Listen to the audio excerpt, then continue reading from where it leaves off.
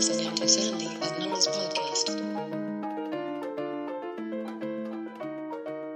Hey, Nora. Hey, Sandy. Oh my God, it's 2024. Is it? Is it Yeah. 2024? You know what I'm hoping? I'm hoping that this isn't the fourth year of 2020 because that's how it felt the last few years.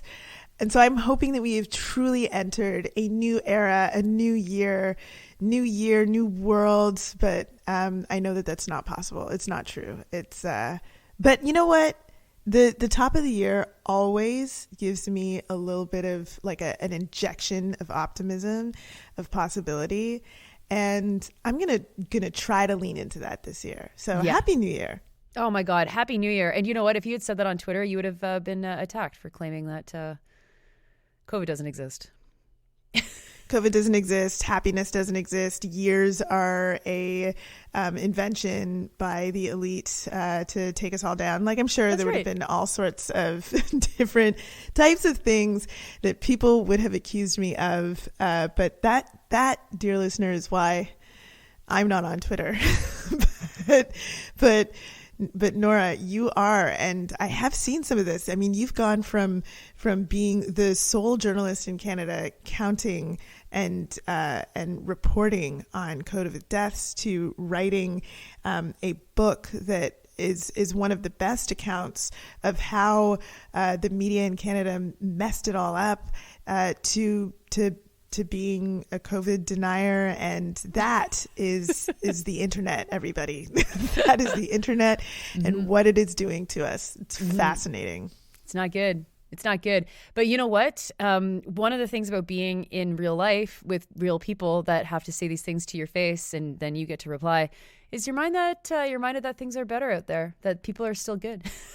So, you're smart to not really be on Twitter all that much. And everybody listening to this, you are also probably that kind of smart. But Sandy, enough about me. How are you?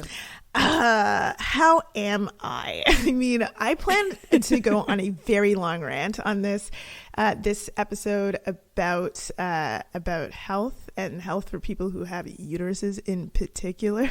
Because, so every year I send out holiday cards, as you know, because I love sending people mail. I love getting mail. You're one of the recipients. Did you like the card that I sent you this year? Do you know what? I actually put last year's card on the tree for you. Oh, you did? That's so sweet. Yeah. Okay, because I did not send you a card yet this year. I will, because I bought those cards. and they are sitting ready to be written and sent out. But Nora, I had a major abdominal surgery over the break. Oh my God. Because thank you for sounding surprised, though you already knew. I had major abdominal surgery. I had fibroids, and I had a lot of fibroids. I had 26 fibroids, which was a record for the nurse who was attending to me in the hospital. You are not an underachiever. No. I go for gold in all senses of the word, and actually 27 because they left one in there. And oh shit. It's okay though. And I had this thought that during my recovery, I would just be able to write all the cards and send them out while I was, recovering. And that would have been like a nice, soft activity to do, because I didn't fathom how, one, my abs just wouldn't work and how much you need your abs to like sit up and write. And then two, how much excruciating, terrible fucking pain I would be in. And, I feel like there's this cultural expectation that when you go through something like this and someone asks, hey, how are you doing? How was your surgery? That you say, I'm fine. Yeah, it wasn't so bad. Everything's going well.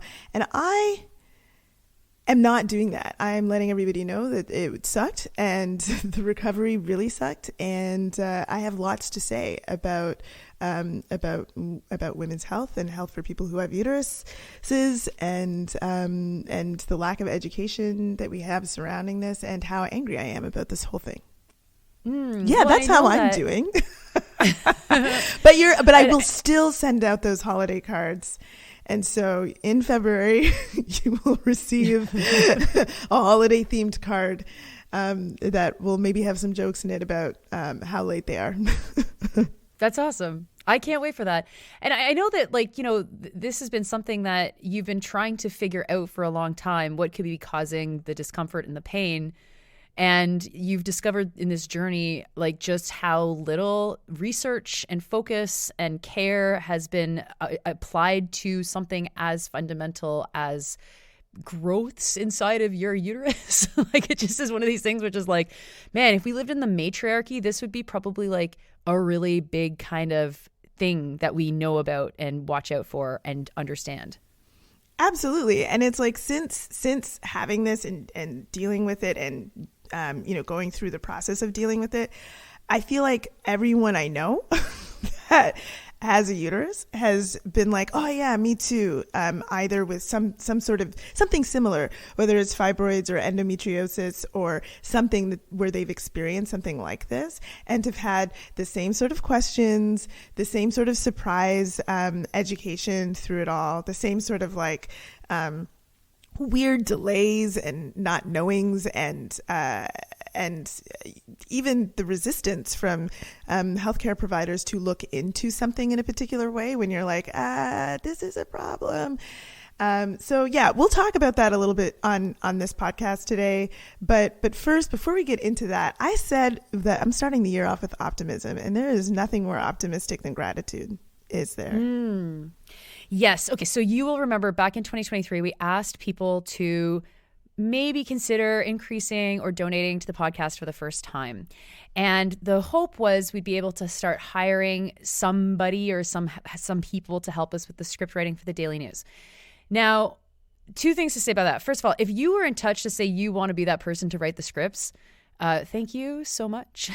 We have not figured out how to do a hiring process or anything like that. And because Sandy and I mean, we're kind of like trying to do things right. And then when you have to do things right, it's really hard to do things fast. And it's been, well, you just heard what Sandy's been dealing with. So we have not figured out how to do that yet. But we have gotten some help with some of the scripts, which has been amazing. And you'll hear that in the kind of the end of the Daily News podcast. But Sandy, do you know how many people listened to the call and donated and increased their donation and came out to help us out since December? Oh, I don't. I would get, I don't know, maybe, is it in the 10 range? Okay, you know what? I don't know. I haven't counted. So we're going to go through this. And if it's too many people and we think that we need to separate the amount of names to give everyone proper gratitude, then we will do that. But, dear listener, you got to hang on to your hats for this one. Thank you so much to everyone who changed their donation, donated for the first time, especially Jennifer, Natalie, Nassim, Kylie, and Linnea. We'll start there. Ebony, Moremi, Allison, Victoria, Dominic, Sam. Donor named Meet a Lowly Abject Turd. I'm sure you're not lowly or abject, Mr. Turd. Nicole, Colin, Handy, Nagib, Sharon, Mac, Haley, and Susanna. Gonna keep going here. Folks, thank you so much, my God. Nishant, Brenda, Cycling Weather. It's always cycling weather.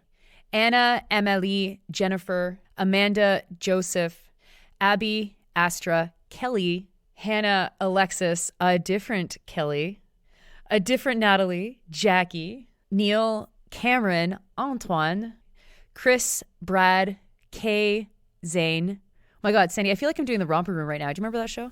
No. Oh, okay. Well, 1 second. I'll explain it to you. Rosario, Hannah, Ronak, Jeremy, John, Zoe, Amber, Monica, and SB.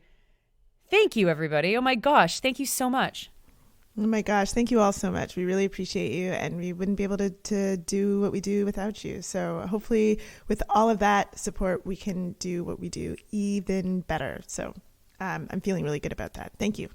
Yes, thank you. So shall we start with Palestine? Yes, that's a very good place to start.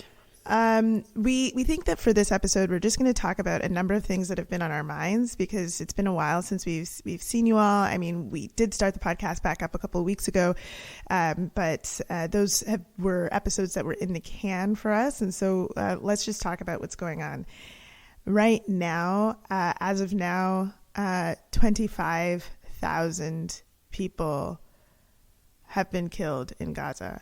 The scale of the destruction from Israel is unbelievable. It's unthinkable. It is 1 out of every 100 Palestinians in Gaza who have been killed in this absolute massacre. The final university that was left in Gaza was mined and destroyed. Over half of the homes have been destroyed. The amount of children who've been killed is unbelievable. And of course, during this period that we have been taking our break, South Africa has put in has taken Israel to court over attempting to put in some measures to stop an impending genocide. And countries all over the world have been sort of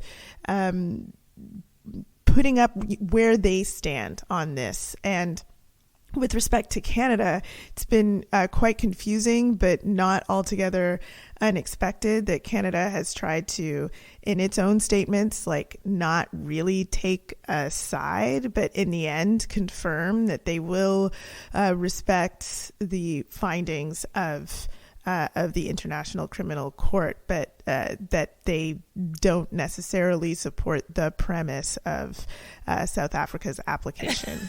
Which is like, Sandy, you're the lawyer on this podcast. Absolutely ridiculous. Would it, and is there any possible world where like a government that has to feign its faith in Western legal systems, that they would be able to come out and preemptively say that they will reject a finding of genocide in the International Criminal Court? Like, is that even in the realm of possibility?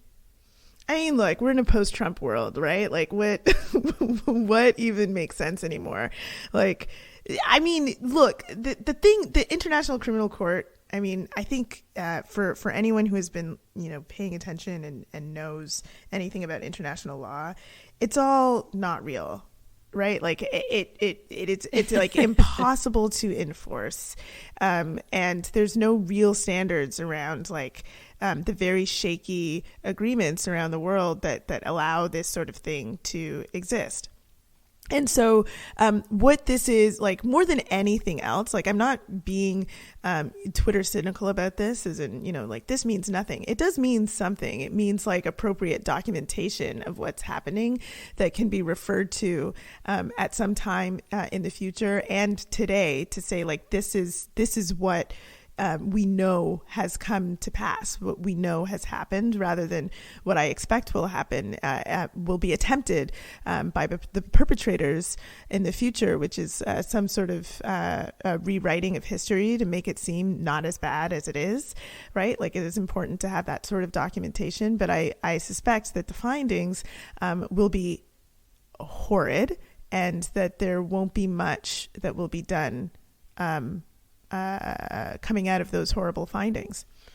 Right. Yeah. No, I look at this and I saw, Canada's very tepid response, which is very similar to the Australian response.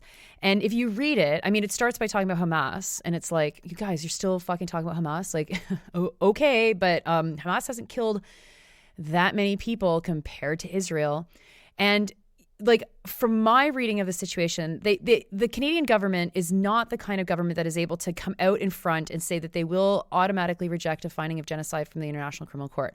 I imagine that they're crossing their fingers and the toes that the judges will not find a genocide, and that will make their lives easier. And of course, it's anyone's guess. And as you say, for all the reasons that you mentioned, I mean, the findings, they matter, but certainly the whole case matters probably more. So we have these documents. Because everything is so highly politicized, it's really not on the surface what we're actually dealing with. There's other kind of factors behind the decision making. But the federal government puts out this letter saying that they support the court. They reject the standing on which this case is built, which is like, that's a real Olympic level attempt at sucking and blowing. Good work, federal liberals. While at the same time, we are part of this alliance that is bombing Yemen. So, I think that it is a very interesting moment where we have a letter that it de facto supports Israel, even though it says that it's going to uphold the decision of the court or respect it or whatever, while we are doing things that demonstrates that we absolutely support Israel and therefore reject any claim of genocide, unless we're just going to be honest, be like, yeah, and we're also just pro-genocide right now because we're assisting it in some way. And I don't know if you saw this, but CBC News' Evan Dyer was working like overtime for the Liberals in making sure that we understood the Liberals' reaction to the court case as being neutral. Because he's like, wow, both sides are framing this as being opposed to Israel and opposed to Gaza. And it's like, I can see how Zionists would take that statement and say it wasn't strong enoughly in favor of Israel, of course. But there's no question that this statement, like, it falls into a totally complete Zionist frame. And then here you have a CBC reporter saying, I spoke to the Prime Minister myself, or the PMO's office myself, and they have clarified that it is neutral. And it's like, guy, we can read, like, we have the statement. So you have like the media establishment working overtime as well to make sure that we don't believe their actions indicate where they are, and instead hope that these very random words that they're using to explain what the Canadian state thinks in relation to what's going on is actually somehow like the coherent message, neutrality, right? As if, I mean, Christ, like neutrality in the face of what's going on is bad enough, but that's what they're striving for. And then I'm sure you saw that there's another call for a ceasefire that like Jagmeet Singh just circulated, reminding everyone that guy hasn't really said fuck all about what's going on in a long time. And it just feels like, as with so many massive issues that we've dealt with in the last 4 years, this constant recreating of the narrative, intending for us to forget just how bad things are or how bad things have gotten or how things weren't as bad a month ago or 2 months ago with the same messages, is all a process of massaging the narrative so that we don't feel like things are actually as bad as they are. Yeah, and I think, one of the lessons I think that we should take from this as people who are principally anti-war, and maybe for folks who are listening who were a little confused when this all started, and perhaps a little forgiving of politicians who weren't sure what to say or do. Like, we should know, right? Like, here we are. It's January. There were people, all over the world who were saying exactly what was going to come to pass, who knew. How did they know? They knew just by looking at the history, at recent history, at long-term history, at knowing who had the power, where the arms were coming from, where they were going, who was supporting what in the world. And quite frankly, that is the job of politicians to understand that. So everything that is allowing Jagmeet Singh and Justin Trudeau and whomever else to take a particular position today, they had all of that information in October, okay? And there is no excuse for waiting until today to make the sort of statements that they are making, whether it's a ceasefire or what I will expect in the future, that I hope in the future that some politicians will start to take a stop the siege position. I think that will probably happen in the future. But the thing is, what this tells us is that there is a level of acceptable destruction for these politicians that they are willing to allow. And part of what allows them to do that is that they're sitting back, they're taking a look at the land and saying, can I risk it? And quite frankly, that's absolutely disgusting. It's not fucking acceptable. And they should feel the consequences of their fucking cynicism and deeply unprincipled response to what amounts to being complicit in the face of a genocide from average people on the ground, from us. And I think like this is a lesson. Like, we should remember this. We talked about previously how decimated the anti-war movement has been, and I think that it is starting to coalesce again around this action, but it's like everything from the refusal to take an easy fucking ceasefire position to the way that protests are being criminalized in such a bizarre way right now across Canada. It's like, fucking come on. Like, this is a real attack on our ability and on our freedoms, but it's also like a showing of how disgusting our governments are, how disgusting the political actors are, and we should be demanding more.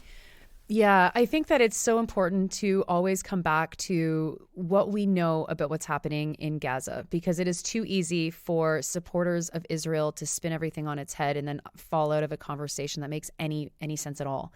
So as you said, there's a death toll that is now higher than 25,000 people on a population of about 2 million people. So that's like massive. That's enormous. Of that, I mean, 1% of Gaza's children have been killed.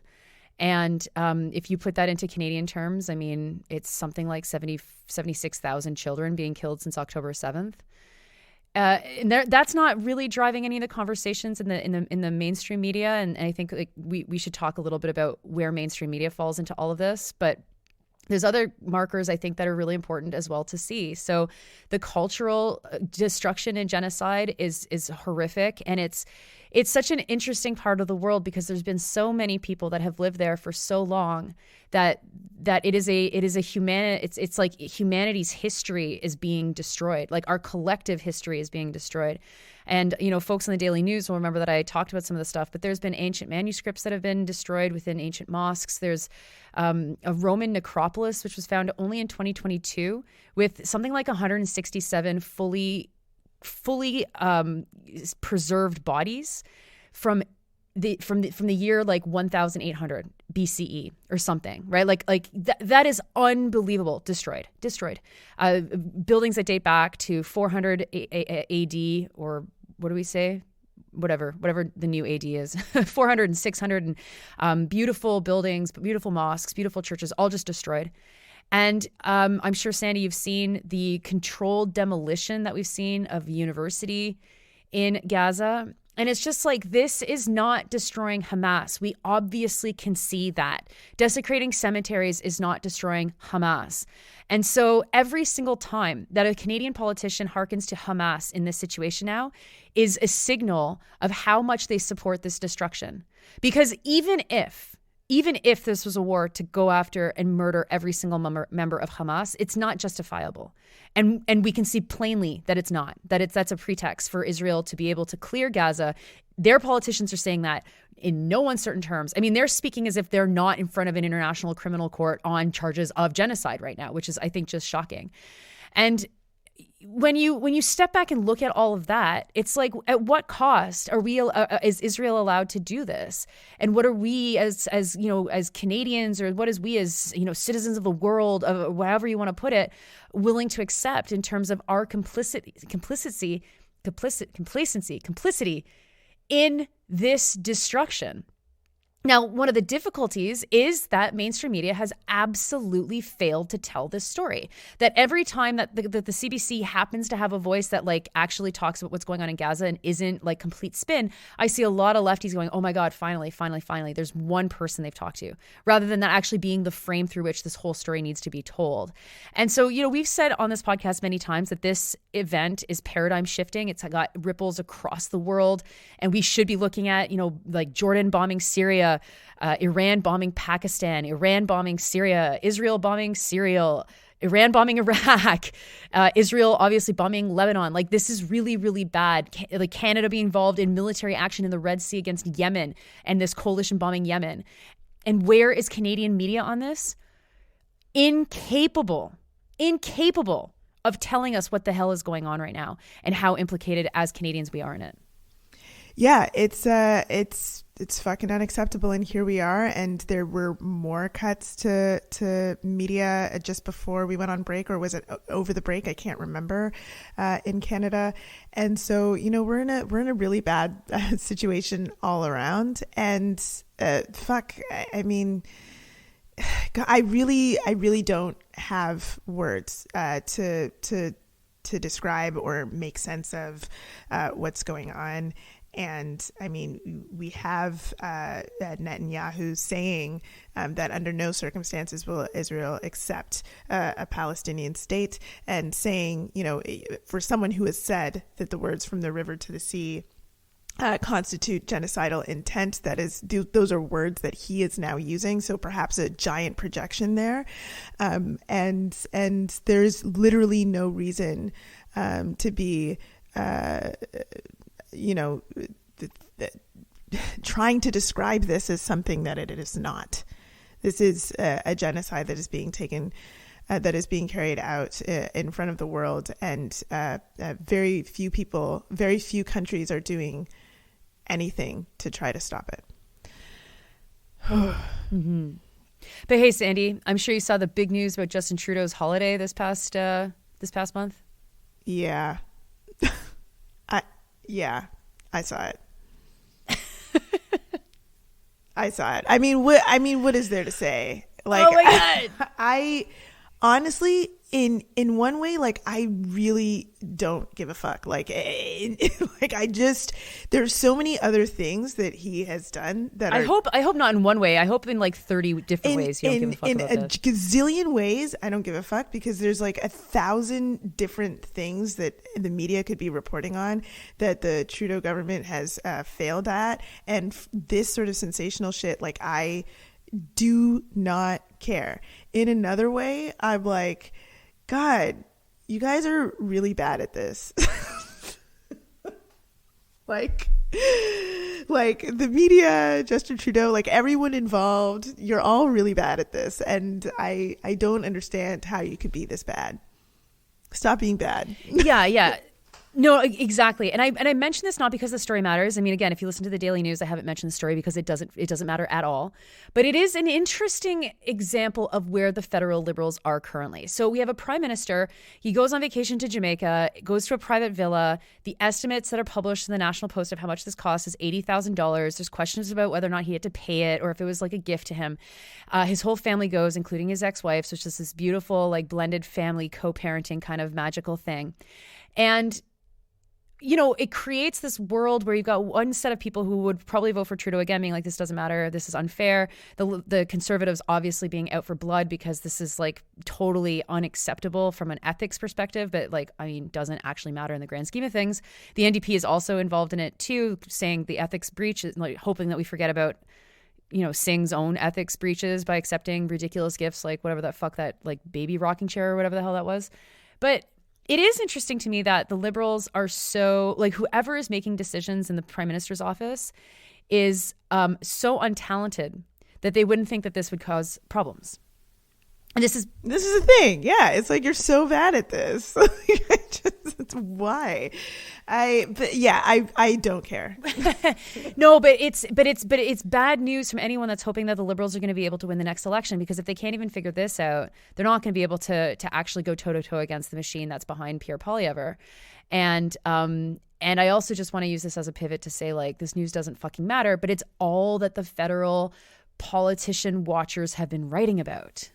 Yeah, I don't understand. Like, the reason why it matters to like people on the ground is that they see that they're like, oh, you know, gosh, you know, Trudeau gets to do all of this stuff and I can't afford bread anymore. And that is what, of course, Pierre Poilievre is going to capitalize on without, dealing with any policy that would shift the price of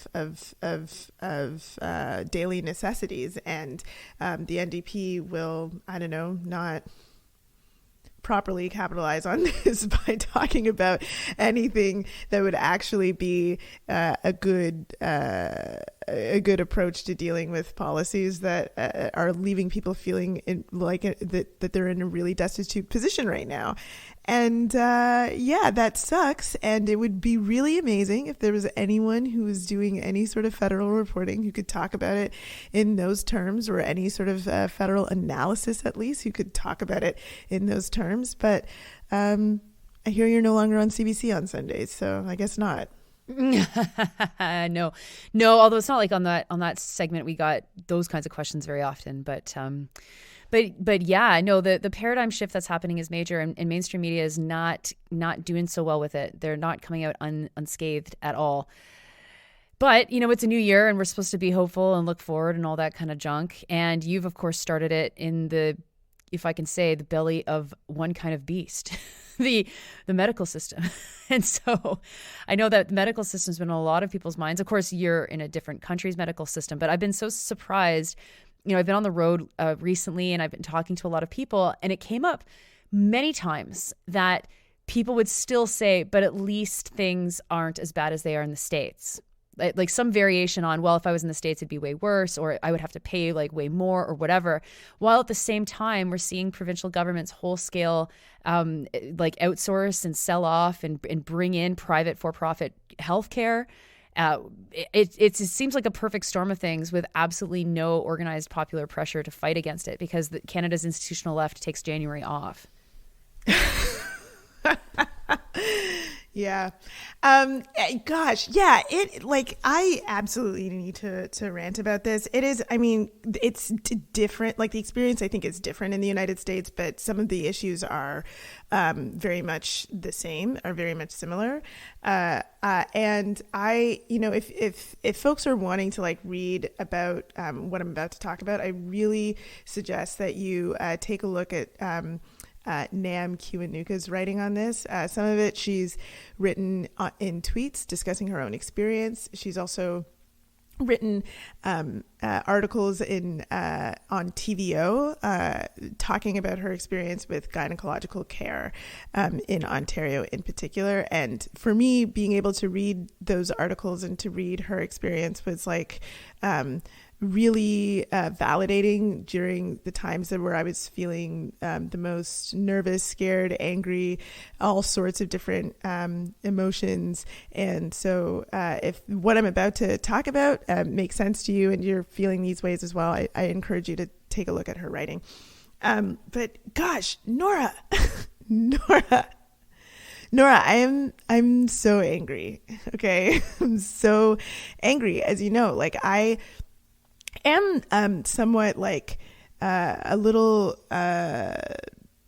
over the top about like my preventative health care regimen or whatever, like I go to the doctor on the regular, I do the regular dental stuff and the eye care stuff, like all the stuff that I'm supposed to do on the schedule that I'm supposed to do it on. And I am stunned that this experience with fibroids, which, if you're able to catch it early, there are different things that you can do that are not an open abdominal surgery that takes you out for different periods of time, depending on what country you're in and what their suggested amount of time that you should be out for is. But there's different things that you can do. And yet, and this is so common, I've now learned that, 70% of people with uteruses will experience fibroids in their lifetime. Not everybody will have symptoms. Not everybody will have it be a huge problem. But it is a very common issue, and so common that it just feels like, again, now that I've had it and have been talking about it, it feels like so many people that I know have had a very similar experience. And I just don't understand how I could be, going to my regular checkups, telling the doctors what I've been experiencing, which are symptoms of this issue, and not have it discovered until the point where the only thing really that could be done is an open abdominal surgery. Yeah. Wow. Hey. And that's so common, because I know a lot of people who it takes until this age and older to actually have fibroids diagnosed and a plan of action to actually remove them, which of course at that point they're usually so big that it is surgery is the only option. I literally can count more than 5 people right off the top of my head who've gone through this. I think when feminists fight for better reproductive health and reproductive justice, and the whole focus gets put on abortion services in Canada, we forget that like there's a million other pressing things, and abortion services in law are actually pretty good. I mean, we of course have to keep fighting for more and more and more, but that just generally what the broad world of what we would call women's health under patriarchy is a disaster. And it's too easy and too common for doctors to ignore and to not know and to dismiss and to blame the patient or blame other issues on something else. And like that's all bad. Compounding it, though, is just this decline of the quality of our healthcare system in general, to the point where, you know, people are afraid to go to the hospital because they'll be there for 30 hours or, you know, whatever, right? They won't be taken seriously. They won't be seen. It's not bad enough. They don't have a family doctor. There's no walk-in clinics. All of this then becomes the justification to replace our public or not-for-profit healthcare systems and institutions with private for-profit care. And the way that they do this, and it's happening in every province and territory, is that they allow for the payments to still come through our health cards. And so the profit in it actually gets hidden. And it's hard for us to see, and we're left with no options. And usually when we need an option, it's like we're really ready to take any option because we just want to see a doctor. And that's a huge problem. You know, it's something that healthcare unions fight, and they fight it, you know, through very specific terms, usually related to workload and job quality or workplace supports or that kind of thing, salaries, of course. But by and large, like there's not really any fight left in some of the older institutions that have been set up to save public health care. And I have to say, like, this is such a point of despair, and seems like the most obvious place to start mobilizing a broader group of people who've never become involved in social action before, because the health system and the health crisis is just in all of our faces all the time right now. Yeah, it is extremely distressing. And it's also like, yeah, you know, I did have the experience in the United States, which I can compare to the folks that I know who've had the experience in Ontario, for example, who are waiting up to 2 years to have the appropriate treatment. Whereas for me, yeah, I got it figured out, or well, not figured out. The figuring out piece took years, but from diagnosis to being taken care of, it certainly was less time, about 6 months. But I did have to shell out quite a bit of my own money in order to do that. And for people who don't have it, it's not cheap. It is not cheap. And so it's like, gosh, like what kind of world do we want to be living in, where if this is something that can affect so many people, and particularly Black people more, right? Like, why is this not something that we know more about? And I mean, it's not just like the healthcare system. It's also like the education system, what we are teaching people about reproductive health, about sexual health, gynecological health, like what we should know. I mean, I felt like at every step of the process, Nora, I was being shocked by information that I felt like I should have had years ago. But you know, like at least before going into the procedure, you know what I mean? It's like, it just felt like there is this acceptability that as someone who lives in a woman's body, like a body that is read as woman, you experience pain. Yeah, that's normal. Live your life. Like that is how it is supposed to be, almost is the attitude. I mean, I've just to give an example of one of the things I'm talking about, I've had this weird hip problem for years, which had been a bit of a mobility issue for the martial art that I do, and I thought I had like just strained my hip, and I went to sports medicine, I went to physiotherapy, and nothing seemed to be able to resolve it. And at this time, I started to suspect that I had fibroids, and I was like, could it be something like fibroids? And, you know, my primary care doctor being like, nah, that's probably not it. My sports medicine doctor being like, no, that's not it. And then finally, not only until I was able to see a gynecological specialist who specializes in minimally invasive procedures, who is a woman, who just before going into my surgery. So this is after dealing with it for over 2 years and just deciding, okay, maybe I'm just old and this is getting older and this is just one of the pains that I'll have. only until, like almost a year and a half to 2 years into having this pain did this specialist, this woman, tell me, no, this is definitely the fibroids. And now that those fibroids are gone, is that pain gone? And it's like, oh my God, why does it take all of that? And only because I was so insistent on, no, I want to check. It makes sense to me that this might be something that could be causing this. Like, why was it just so acceptable to so many healthcare providers that, oh, you're experiencing this pain? Well, it's not this, and it's probably nothing, was so much of what I got. It's probably nothing. And I had other symptoms as well that are like horrifying and that I won't talk about on the podcast because they would need some sort of extreme warning. But ask me in person if you want to. I have no problem talking about it because I really don't think that I really think that we should be honest about how awful this is and like how what the experience actually is like. Yeah, I had multiple other symptoms that are like discomfort, pain, awfulness that were just like, oh yeah, it's probably nothing was the response that I just kept getting back, which is fucking outrageous and unacceptable. Well, in this whole process, like what's been the impact of having stories that you've heard from other people in helping you navigate this? And why do you think people have been so reluctant to talk about how bad, in the case of the surgery is? What social forces are at play there? Oh gosh, so many. I think that there's like a cultural expectation to if you are experiencing some sort of discomfort in healthcare and somebody asks you, well, how are you doing? Like there's a cultural expectation to say like, I'm doing well or I'm fine.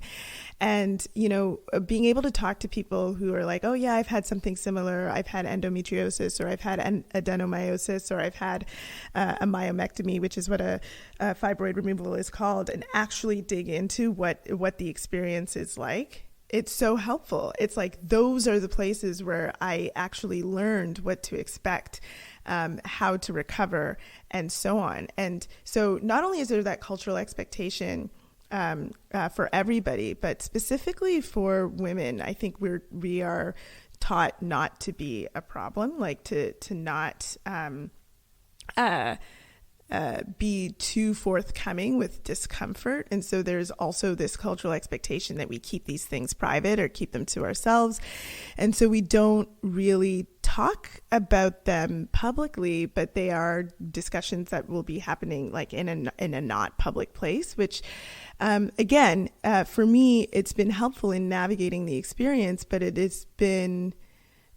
just makes me so angry to learn that all of these things were going on with people who were quite close to me who felt like they couldn't speak about it in a public way. And that makes me really, really annoyed. And then there's just all these weird expectations. I mean, I told you this just before we turned on the recording, but I'm going to say it for the audience that, one of the like an experience that made me really upset about this whole thing is, I'm being wheeled into the operating room, and just before, like literally 5 minutes before, the anesthesiologist asks me, it is like, have you decided what kind of anesthetic you'd like to go under? Would you get like a general anesthetic or something like an epidural?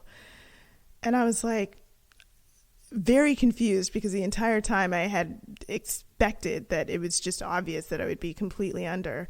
And I was like, sorry, why would I want to be awake during this? And she's like, oh, well, some women like to be awake. The procedure that you're having, it's quite similar to like a C-section. And some people would like to experience what that's like. And I was like, what? No, like, no, I do not want to be awake for the hours long that you're going to be in here trying to figure these things out. Like, nope, I don't want to be awake during that. She's like, okay, well, you might change your mind when you are having a child. And I was like, okay, very weird thing to say. But afterwards, one of the awful things that I discovered that I wished that I had known beforehand was that when they do put you under like that, and you're intubated, you afterwards, when you wake up, there's an irritation in your throat. You get this postnasal drip that causes you to cough quite a bit during the recovery period.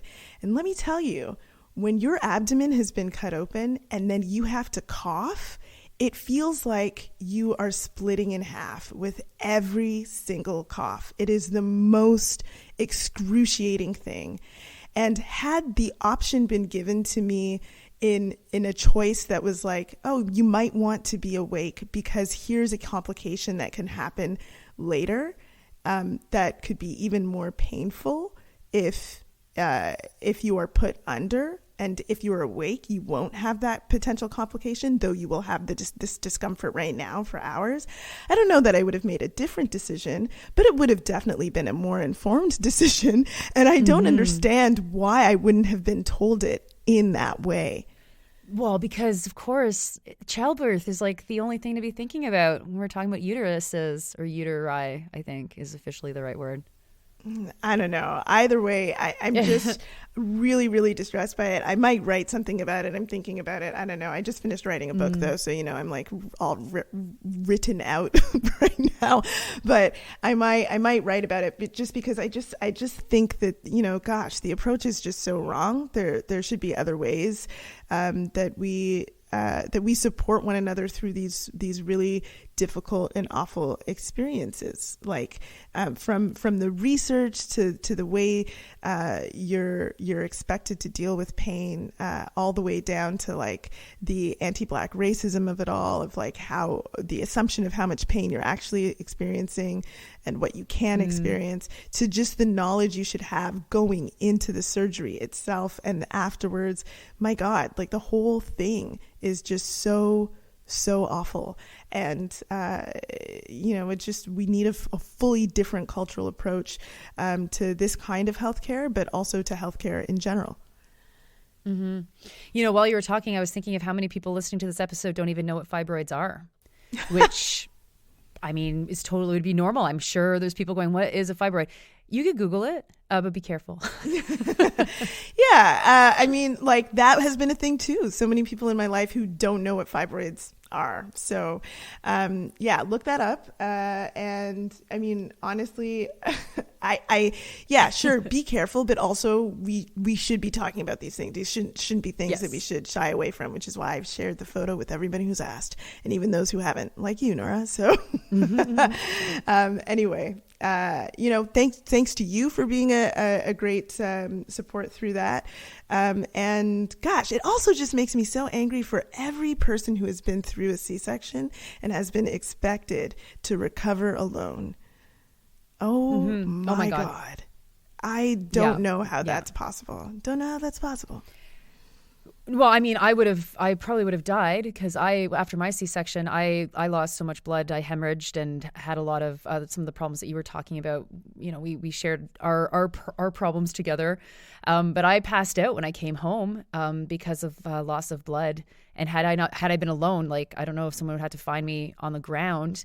And my children weren't with me. My children were in the hospital. So I was literally all alone. I mean, caring for a child would be even worse under those conditions. But you're right. Like, there's a reluctance to talk about the negative experiences. And I certainly experienced that. Like, my pregnancy was a nightmare, a complete fucking nightmare. And anytime someone asked me how I was doing, the answer was always bad news, because it's all I had during my pregnancy was bad news. And it was a shock from people to hear someone be honest about how much it sucked. And it's like, for folks who go through these experiences and actually don't experience much pain, or it is really fun and beautiful and all this stuff, like that's really awesome. But it's just no way that it's everybody. Like, we have to create those places where, when you ask someone how they're doing, and you're not just saying hi, like you're not just saying how you doing in a colloquial term, we should feel totally comfortable to answer. And that's something that we can work on in our own relationships and encourage among people that we are spending time with, and to have these conversations so that they aren't used in couched terms or hidden or obscured or just out of people's even frame of knowledge, so that when you go to the doctor and you're like, this hurts, you might have an idea of what that hurt might be, because you've talked to other people that have had the same hurt. Yeah. Whew. Anyway, thanks for letting me rant about that, everybody. Thanks for listening. But also, like, let's be like vigilant about how we are advocating around healthcare, because the consequences can be quite dire if you're not dealing with some of this stuff in an appropriate timeline. And quite frankly, in so many places in Canada, they're not being dealt with in a appropriate timeline, not just because experiences that are coming from women and people who have uteruses aren't taken seriously, but also because the healthcare system has reached a dire straits, and not a single elected politician seems to be wanting to deal with that in an appropriate way.